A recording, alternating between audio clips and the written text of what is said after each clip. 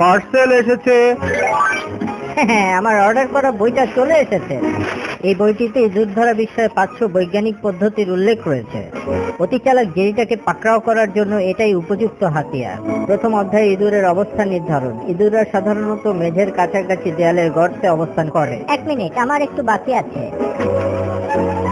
আরে হ্যাঁ, ওকে এখনই পাকড়াও করা যাবে। আমাকে পাকড়াও করা অত সহজ না বন্ধু। পরবর্তী অধ্যায়ে কি আছে দেখে নেওয়া যায়। দ্বিতীয় অধ্যায়, একটি সাধারণ ইঁদুর ধরার ফাঁদে কাজ হতে পারে। আরে দারুণ কার্যকরী তো। দেখা যাক কি